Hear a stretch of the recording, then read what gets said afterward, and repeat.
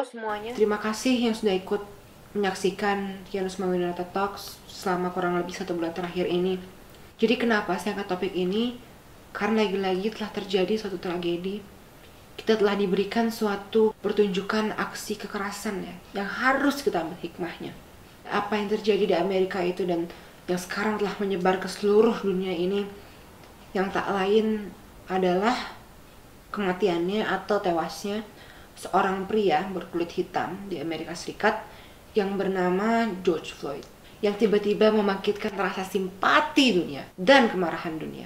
George Floyd yang meninggal karena lehernya ditekan oleh dengkul dari seorang polisi berkulit putih yang bernama Derek Chauvin di kota Minneapolis, Minnesota, Amerika Serikat. Dan videonya yang viral itu memperlihatkan betapa sadisnya kejadian itu, yang dimana terjadi kurang lebih selama 8 menit. Derek Chauvin menekan leher George Floyd, yang diperkirakan sekitar 2 menit terakhirnya George Floyd sudah tidak memberikan respons lagi. Dan sebelumnya George Floyd juga sempat mengatakan beberapa kata yang sekarang telah mendunia. I can't breathe, I can't breathe. Saya tidak bisa bernafas. Tak kurang dari 16 kali George Floyd mengatakan itu. Dia juga mengatakan, Mama, don't kill me. Jangan bunuh saya. Sungguh histeris. Walaupun banyak ya orang yang berlalu lalang atau lewat pada saat kejadian itu dan meminta polisi untuk berhenti, namun Derek Chauvin dan 3 polisi lainnya tidak mau mendengarkan. Barulah besoknya pada tanggal 26 Mei, muncullah demonstrasi-demonstrasi yang bersifat damai. Namun pada sore harinya sekitar pukul 3 sore, mulai muncul demonstrasi-demonstrasi yang berbau violent atau kekerasan. Terjadilah penjarahan, terjadilah pembakaran yang kini telah menyebar ke seluruh dunia. London, New York, Ottawa, Toronto, Los Angeles, ini terjadi di seluruh dunia. Dan kita pastinya berharap semoga demonstrasi-demonstrasi yang berbau kekerasan ini tidak menyebar ke Indonesia. Cukup yang baik-baiknya saja kita ambil. So wake up everybody. It's time for us to be awake. Ini waktunya untuk kita bangun. Ini adalah waktunya untuk kita berubah. Bentuk-bentuk perbuatan rasisme ini semestinya menyadarkan kita bahwa ini bukanlah masalah yang terjadi di Amerika saja, tapi ini adalah masalah global. Ini adalah masalah yang harus kita hadapi bersama-sama. Dan itu tidak hanya pengaruh itu saja. Rasisme ini juga mempengaruhi mereka punya wealth, kesempatan untuk mendapatkan healthcare yang baik atau education yang baik, ketidakadilan dalam hukum, dan semua asumsi-asumsi buruk yang kita miliki haruslah kita hilangkan. Karena seringkali kita melakukan bentuk-bentuk rasisme tanpa kita sadari. Mari kita lawannya bersama-sama. Maka dari itu hari ini setelah bersama dengan Om Imam Prasojo melalui online video call, beliau ini adalah seorang ahli sosiologi di Universitas Indonesia yang akan membantu kita mengenali apa sih sebenarnya rasisme itu. Kabarnya Om Imam, sehat-sehat aja? Baik. Jadi begini Om Imam ya, lagi-lagi dunia kita dihantam dengan masalah rasialisme, yang tentunya pasti kan juga bisa pengaruhi NKRI jika ini terjadi di Indonesia. Jadi Om Imam ya, sebagai seorang sosiolog, sebenarnya apa sih rasisme atau kepercayaan rasisme itu dari sudut pandang seorang sosiolog? Ya, jadi kan gini, kita ini diciptakan dari oleh Tuhan itu beragam suku, beragam ras. Nah, kalau ras itu lebih mengacu kepada pengelompokan orang atau kategori sosial yang didasarkan pada ciri-ciri fisik. Nah, kalau kita lahir dengan kulit hitam, terus ada yang kulit putih, kulit coklat, atau bahkan berdasarkan rambut, ada yang keriting, ada yang lurus, atau ada yang berdasarkan mata, yang berbeda, ada yang sipit, ada yang nggak sipit. Nah, itu keragaman itu seringkali dalam kehidupan masyarakat itu menjadi orang menjadi merasa sejenis ya, dan kemudian orang melihat yang ciri fisiknya berbeda menjadi seperti orang lain atau outsider group, ya, kelompok beda. Nah, keragaman ini seringkali terus diberi makna, ya, ya minimal maknanya bahwa dia orang yang berbeda dengan kita, dia orang lain, atau lebih lagi bermakna, diberi makna lagi, oh kulit yang berwarna hitam itu dianggap kulit yang dari ras ya, yang lebih rendah gitu, sehingga kulit putih pernah memberlakukan kulit hitam itu nggak bisa toiletnya sama-sama atau berkumpul dengan di restoran sama-sama gitu, karena mereka dianggap ras yang mempunyai derajat yang berbeda. Nah itu ras. Jadi tapi di sisi lain juga ada orang merasa berbeda karena misalnya lebih menekankan pada sipit ya, warna matanya sipit. Jadi makanya di Indonesia orang Chinese keturunan Cina yang matanya lebih sipit itu seringkali juga dianggap berbeda dengan yang bukan gitu kan, dan perlakuan terhadap mereka ya saling ya sebetulnya, yang Chinese terhadap orang yang bukan Chinese atau yang bukan sipit ke yang sipit itu menjadi berbeda. Nah, rasialisme itu adalah perlakuan yang sifatnya diskriminatif ya, didasarkan pada perbedaan ciri-ciri fisik gitu loh, kira-kira ini. Kemudian apa sih Om yang memicu hal ini? Ya karena itu pada saat kita lahir ya, awal-awalnya tidak ada itu anak yang kulit hitam dengan kulit putih misalnya atau kulit coklat itu merasa berbeda, tetapi terus ditularkan dari orang tuanya.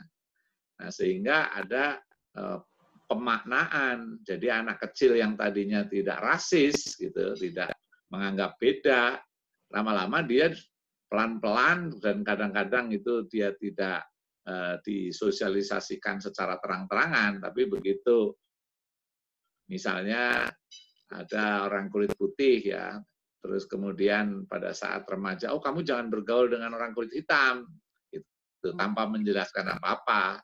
Tapi lama-lama orang kulit hitam jahat-jahat gitu kan, misalnya gitu. Jadi diberi makna pelan-pelan. Nah, kita juga begitu sebetulnya ya. Di Indonesia banyak sekali kita berbeda di dalam ciri-ciri fisik. Itu beda dengan ciri-ciri budaya ya. Kalau etnik gitu kan, ethnocentrism itu berbeda bukan karena ciri fisik, tetapi berbeda karena kulturnya. Jadi orang Sunda sama orang Jawa misalnya, itu kan rasnya sama, nggak ada kita perbedaan dalam ras, tapi begitu mau menikah nanti seringkali jangan nikah dengan orang Jawa, jangan nikah dengan orang Sunda, karena ada pemaknaan. Kalau orang Sunda begini, orang Batak begini, orang Manado begini. Nah itu seringkali diajarkan sama orang tuanya gitu. Perbedaan kultural itu baik dan buruk dari suku apapun selalu ada, tapi seringkali dikaitkan dengan sukunya. Begini, nah itu dikasih makna negatif. Ya, itu bukan rasis ya, tetapi lebih ke orang memperlakukan berbeda karena atas dasar keragaman budaya. Tapi kalau ras itu ke arah ke arah ciri-ciri fisik. Sudah beda ciri-ciri fisiknya, beda itu makin merekat makin mengkristal lagi persepsi. Nah, itulah yang sekarang di Amerika sedang dilawan gitu. Karena kulit hitam dianggap masih ada warisan lah dari lama.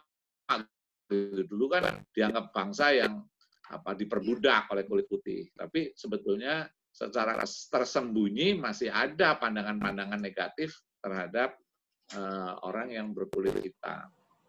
Itu. Berarti kan sebenarnya bisa saja faktornya karena dari lingkungan keluarga ya?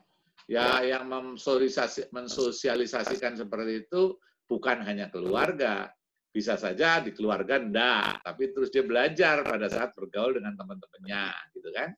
Terus atau belajar dari televisi, belajar dari lingkungan yang lebih luas gitu. Kalau negaranya rasis, walaupun misalnya Kainu itu tidak rasis di dalam keluarga, bisa saja menjadi terpengaruh gitu. Sosial media sekarang ikut memberi pelajaran apakah mau rasis atau tidak. Dan di Indonesia ini masih banyak orang yang juga potensinya rasis. Gitu. Nah, tapi bagaimana kita bisa ngerubah mindset? Contohnya seperti kan orang banyak yang berpikir bahwa orang Amerika itu gendut, kemudian orang Muslim itu teroris, orang hitam itu dianggap lebih rendah. Ini kan seringkali kita mungkin melakukan bentuk-bentuk rasisme ya tanpa kita sadari, khususnya yang di Indonesia dulu deh. Karena ini kerap terjadi juga di Indonesia. Kamu harus bedakan. Jadi kalau misalnya kayak orang Muslim teroris kayak gitu, itu bukan rasisme. Karena dia memberikan kategori orang lain berbeda bukan didasarkan pada ciri-ciri fisik, tetapi karena keyakinan. Karena kan banyak juga orang Islam yang misalnya kulit putih, gitu kan? Gitu. Jadi harus jelas banget kita memahami apa itu racism, ya, racism. Ras itu ya keturunan apa namanya orang yang didasarkan pada ciri fisik. Tapi kalau misalnya orang diskriminatif karena perbedaan agama, itu bukan rasisme. Cuma itu misalnya didasarkan kepada Islamophobia atau Kristenphobia gitu, bisa aja ya, orang takut terhadap Kristen ya tanpa dasar berlebih-lebihan. Atau nanti ada lagi istilah misalnya stereotyping, stereotype. Jadi orang melakukan pemaknaan atau orang menganggap orang lain gitu kan punya kultur, punya ciri-ciri perilaku seperti ini. Jadi generalisasi. Nah, Kainu orang apa? Jawa? Iya, ada campuran Jawa. Campur. Campur. Nah, Jawa gitu lah. Kalau campur udah susah itu dibuat stereotip gitu kan, antara Aceh dengan Jawa misalnya kan.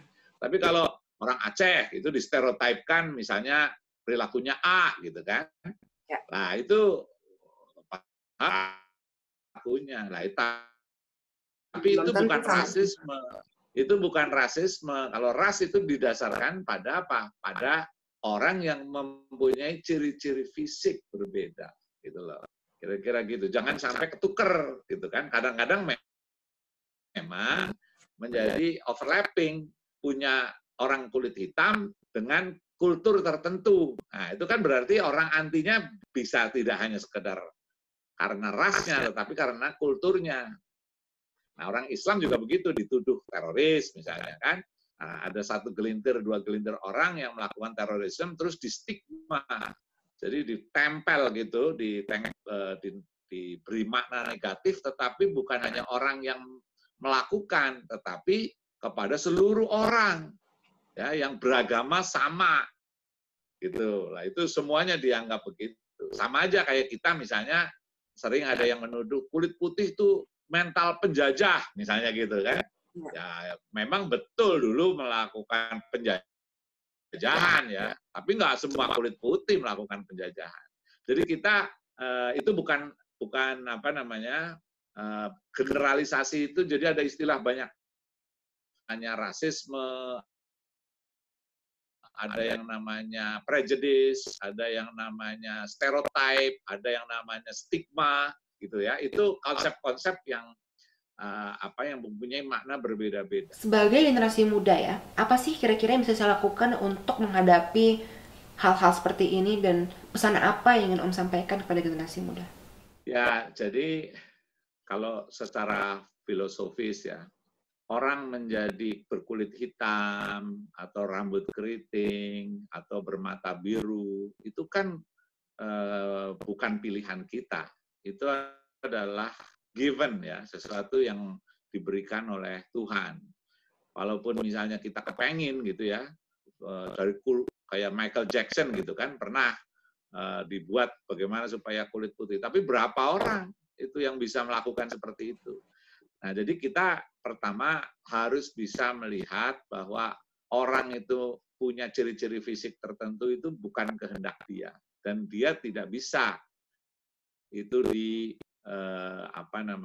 label dengan apapun. Nah, orang menilai itu bukan karena kulitnya atau ciri-ciri fisik yang lain, tetapi nilailah orang dari karakternya. Itu yang Martin Luther King pernah bilang, bahwa saya mimpi suatu saat kelak nanti orang itu atau orang-orang anak-anak saya yang 4 itu, dia punya nama 4 rupanya. My 4 little children will not be judged by the color of their skin. Jadi tidak diadili dengan kulitnya, tetapi nilailah dengan perilakunya, nilailah dengan akhlaknya.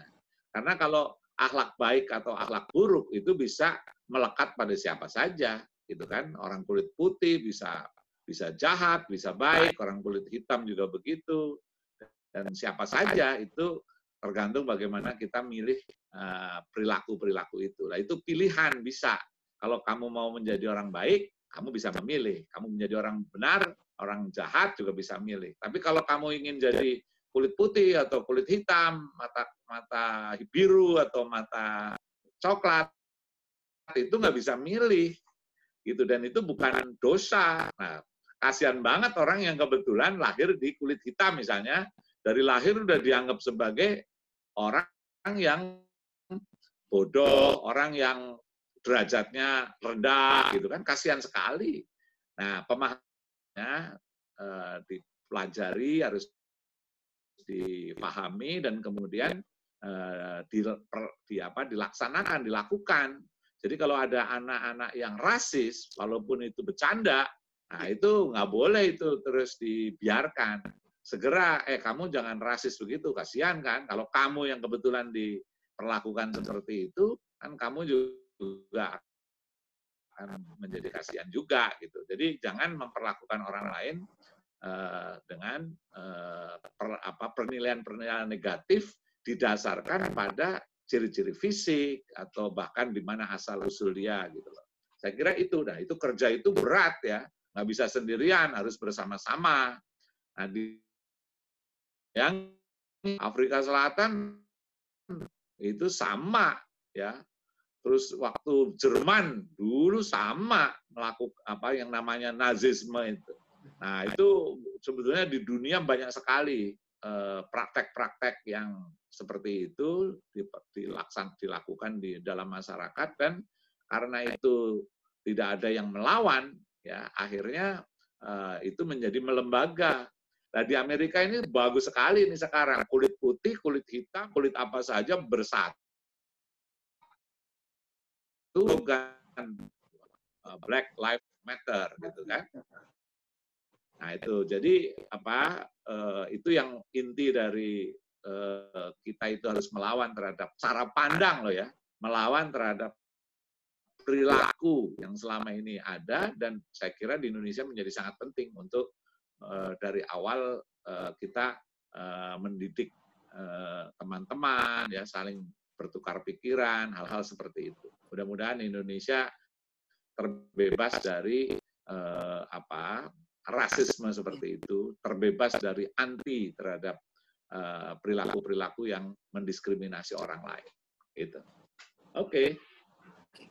Oke, terima kasih banyak Ko Imam ya atas waktunya hari ini dan ilmunya juga. Sudah mau sharing bersama saya di Kianus Mawinara Talks. Ya, seperti yang saya harapkan juga, semoga ini tidak semakin menyebar lagi, semoga Indonesia dapat menjadi kedepannya lebih baik lagi. Ya. Oke, terima kasih, selamat. Ya, jadi kurang lebih seperti itu. Jadi kalau tadi kita lihat ya, apa itu rasisme dari kacamata seorang sosiolog, maka kali ini saya telah bersama dengan seorang seniman. Ya, beliau ini membuka sebuah restoran Indonesia di pusat kota New York, di Manhattan.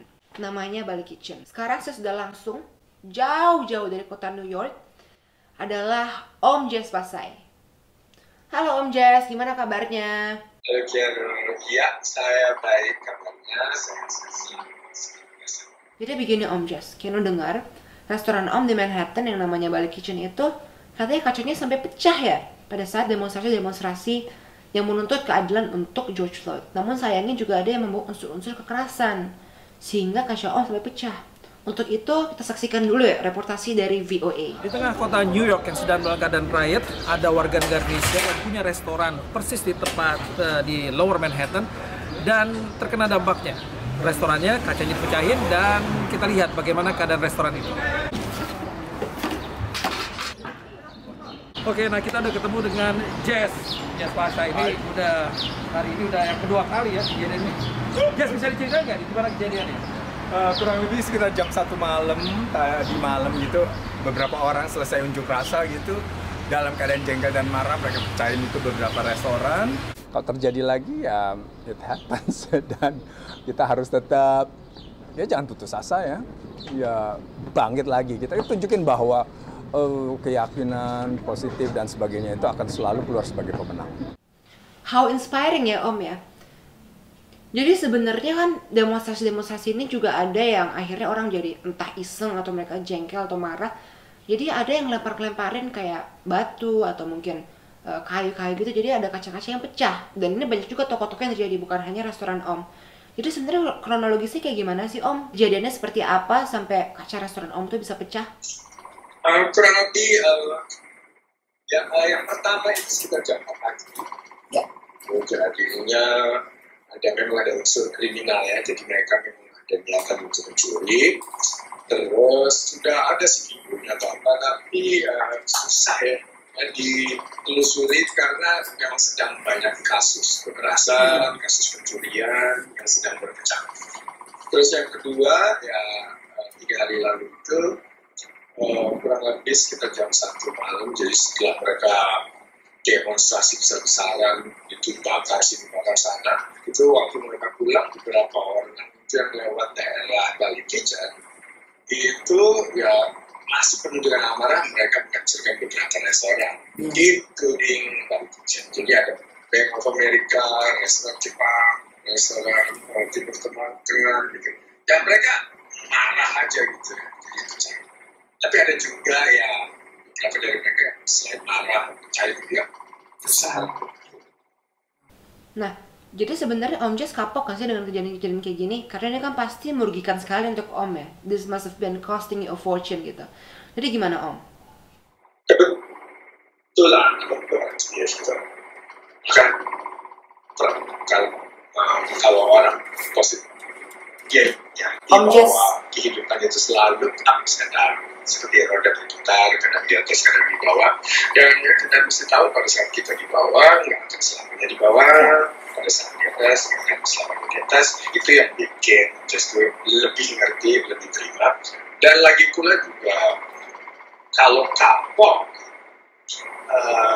sangat sayang ya, karena bisnis apapun juga di kehidupan atau di apa pasti ada tragedi, ada suka dukanya. Kalau udah kapok di sini, kapok di sana, atau apa, akhirnya nggak mau ngapa-ngapain.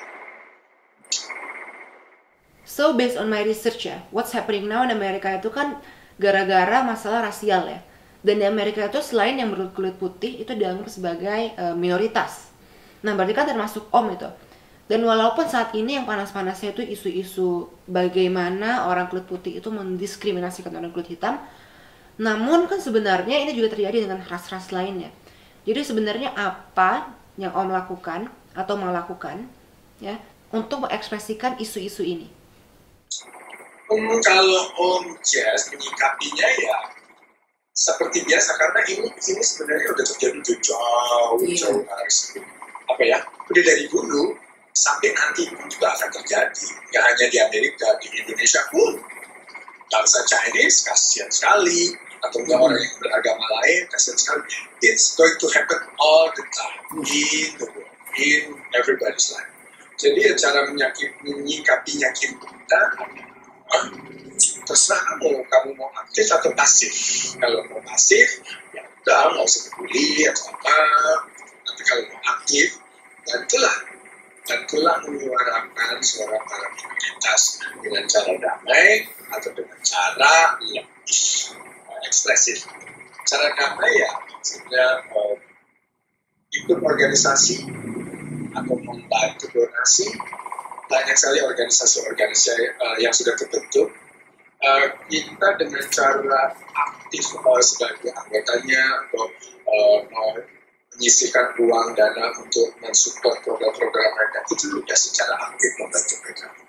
Atau kalau misalnya lebih ekspresif, ya kita membentuk sendiri ya organisasi-organisasi anti rasial itu kita bentuk, kecil atau besar, banyak banyak dana yang tersedia atau enggak, yang penting kita udah tunjukin bahwa kita berekspresi. Itu kita nggak bisa melihat ini kayak gini-gini.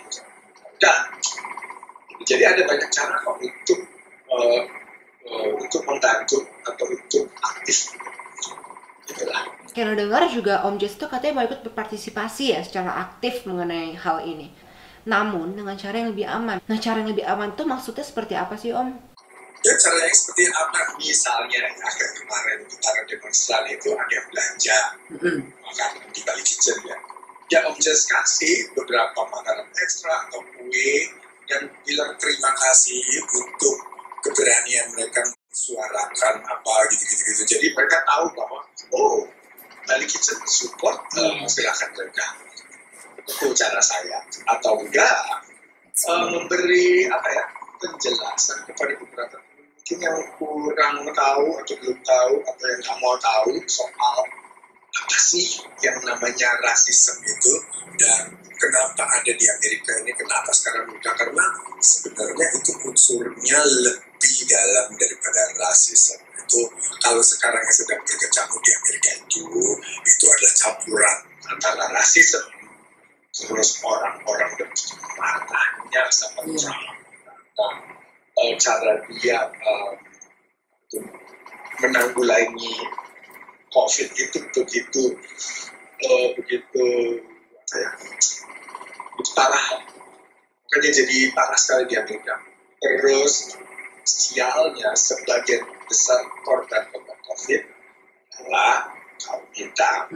Ya, mau nggak mau mereka gizinya kurang, level hidupnya jauh di bawah atau apa ya. Jadi ya itu dicampur lagi dengan sistem peradilan di Amerika ini sekarang lagi jungkir balik. Tentu Mahkamah Agung lah bisa beli kriminal, bisa bebas atau apa. Jadi bentuknya itu mereka jadi lari ke polisi. Karena sebenarnya mereka udah marah sekali sama Trump dan sistem juridis atau peradilan. Terus jadi ini belum lagi orang sekarang juga marah karena mereka nggak ada kerjaan, udah hilang itu semua lowongan kerjaan, banyak perusahaan itu Karena COVID juga. Jadi udah nggak makan, nggak ada uang, nggak ada apa. Itu kalau orang udah kayak gitu itu udah bisa berpikir dengan hal ya. Jadi ini semuanya gabungan dari berbagai macam dulu. Tiba-tiba muncullah kasus Floyd gitu. Ya udah semua jadi memakai itu sebagai alasan. Walaupun Floyd sendiri juga beres, tapi itu adalah simbol kebangkitan gitu mereka. Jadi sebenarnya itu Floyd juga tapi karena ini mereka udah bercampur aduk di dalam semuanya, ya sudah. Jadi sebenarnya protes itu bukan hanya orang itu, orang putih juga banyak. Karena mereka juga marah sama sistem peradilan, sistem ekonomi, sistem hukum, sistem pendidikan. Dan mereka juga banyak guru-guru yang melihat bahwa memang sistem pendidikan di Amerika itu memang belum adil. Nah kalau belum adil itu ya juga yang sial adalah yang suku hitam lagi, yang miskin, nggak bisa mengejar pendidikan. Nah orang kalau nggak ada pendidikan gimana?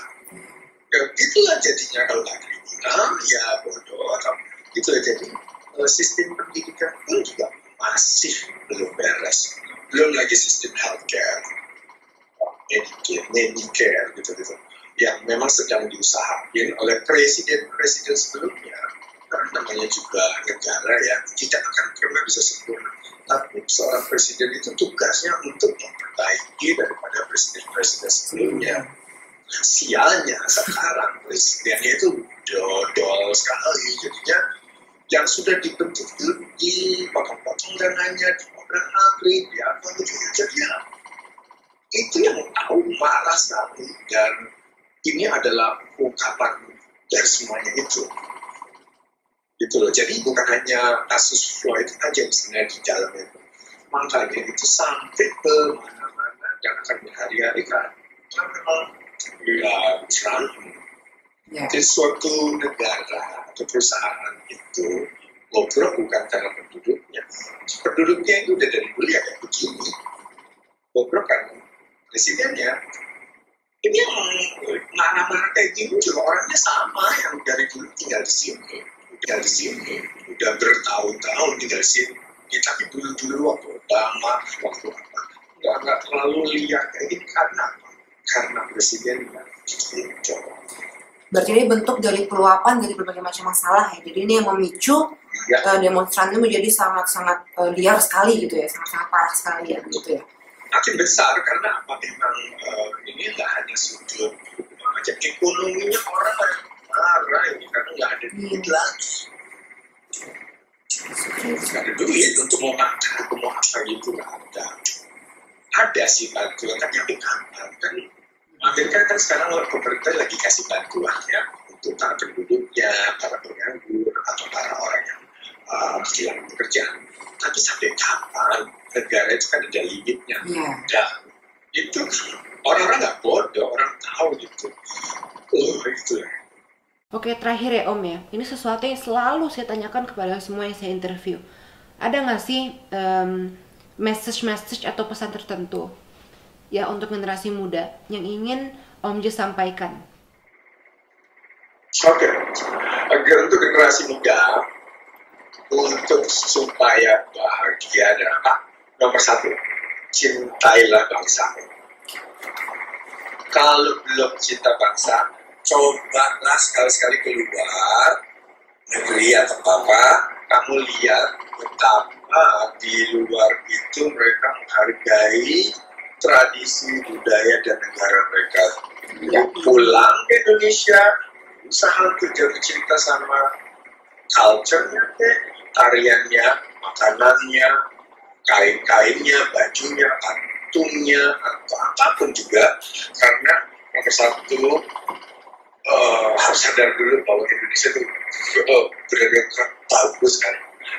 Jadi saran saya nomor satu, cintailah bangsamu. Habis itu, kalau udah cinta bangsa, udah gampang.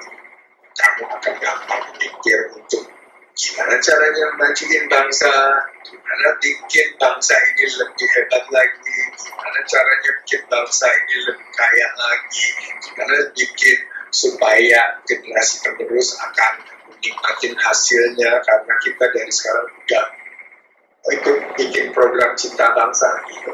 Jadi kita harus nomor satu dasarnya cintailah bangsa diri sendiri kan. Dari situ kalian harus dikejar. Dan kalau misalnya yang lainnya malas ikut ikutan atau malas apa, mulai aja dari diri sendiri. Misalnya gitu ya, program global warming itu mulai dari orang-orang udah mulai anti pakai plastik, sekarang pakai kertas. Aduh, nyuruh orang itu kan belum cukup berhasil. Ya udah dari kita aja dulu sendiri. Just restorannya very eco-friendly. Semua nggak ada plastik atau apa, semua dari kertas atau apa yang gampang daur ulang. Jadi kalau misalnya generasi muda itu nanti kalau bikin sesuatu yang besar untuk bangsanya gitu, kalau banyak ditentang atau masih diketawa atau masih orang nggak apa-apa, kita aja dulu sendiri gitu. Pasti ada teman-temannya kok. Somewhere itu pasti ntar akan ketemu. Dan kalau udah 2 orang bergabung, ada orang ketiga, terus ada apa itu. Nah kalau udah besar gitu, udah ada internet dan ada sesuatu yang bisa kamu petik ya, itu kebahagiaan itu. Jadi kita harus stay positif juga ya. Untuk generasi muda, cintai dulu bangsanya. Kalau belum tahu how to cinta bangsa, ya dia banyak sekali kesenian, makanan atau apa yang benar-benar spektakuler. Indonesia itu kan 17.000 ya, pulau. Itu beda-beda makanannya, kainnya, nyanyiannya, lagunya, orangnya, ujungnya, binatangnya, dan itu keren banget loh. Keren banget. Ini menariknya sekali ya. Kain-kain banget gitu. Karena kalau di Amerika kan sama terus ya. Pergi ke kota apa, semuanya sama. Kalau di Indonesia tuh berbeda-beda setiap daerah. Iya, harus sadar bahwa itu keren. Nanti kalau udah kamu sadar pada itu keren, nah kamu akan jatuh cinta. Oke, terima kasih banyak Om ya. Jaga-jaga kesehatan selalu ya. Stay safe di New York sana. Oke. Terus ya Om ya. Thank you ya. Ya. Terima kasih ya Kianul. Ya, bye-bye. Dadah. Ya, sekian sudah episode kita hari ini. Semoga dari dua narasumber tersebut, yaitu Om Imam dan Om Jas, dapat kita ambil ilmunya. Dan semoga dengan terjadinya hal-hal seperti ini, kita dapat sadar ya bahwa tindakan-tindakan bentuk-bentuk rasisme harus kita hentikan. Dan jangan lupa kita harus belajar dan harus ambil hikmahnya dengan apa yang terjadi dengan George Floyd. Terima kasih, ini sudah nonton video ini sampai habis. Sampai jumpa.